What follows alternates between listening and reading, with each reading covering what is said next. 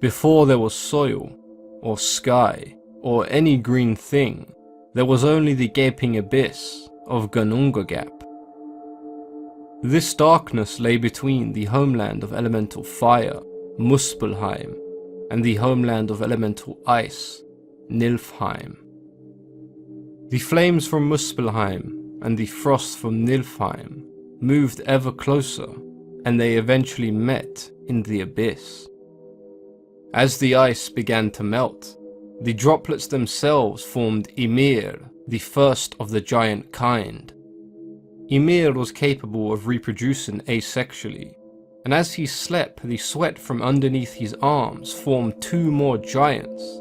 A third was later born, creating the first family of giants known as the Jotuns.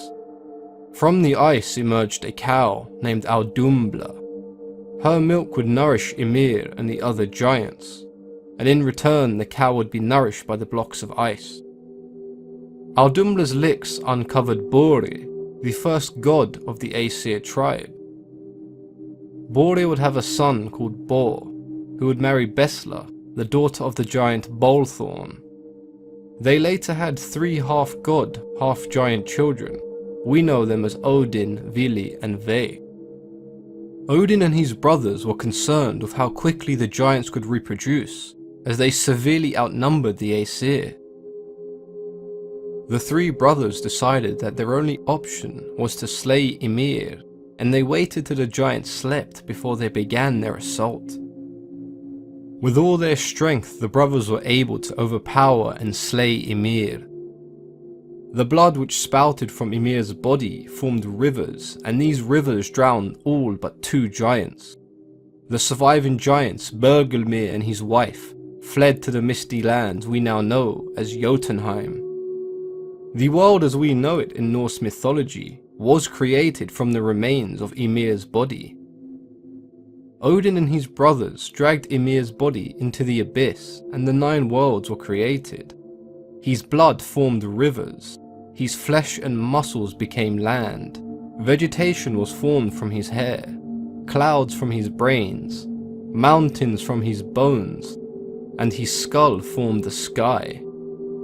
Ymir's skull would cover the entire new world, and the gods placed sparks from Muspelheim inside of the skull, and these would illuminate the world as stars.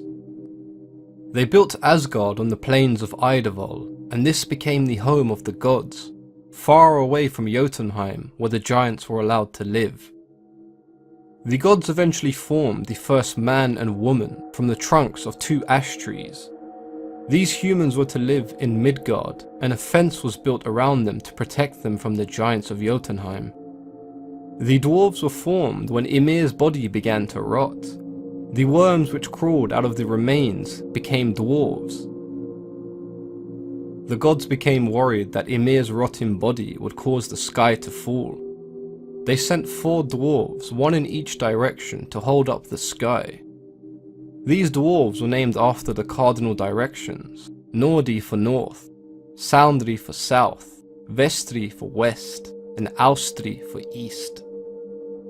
The remaining dwarves made their home underground and in caves located in Svartalheim. There was a man who had 2 children so bright and luminous that he named them Sul and Mani.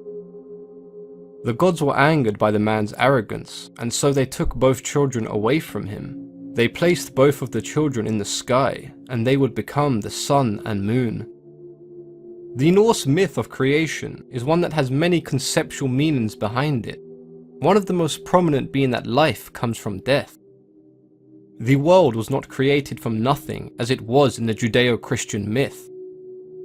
Rather than the gods creating the world, they first had to slay Ymir, who in this case represents the primal chaos, as he can reproduce without death or destruction.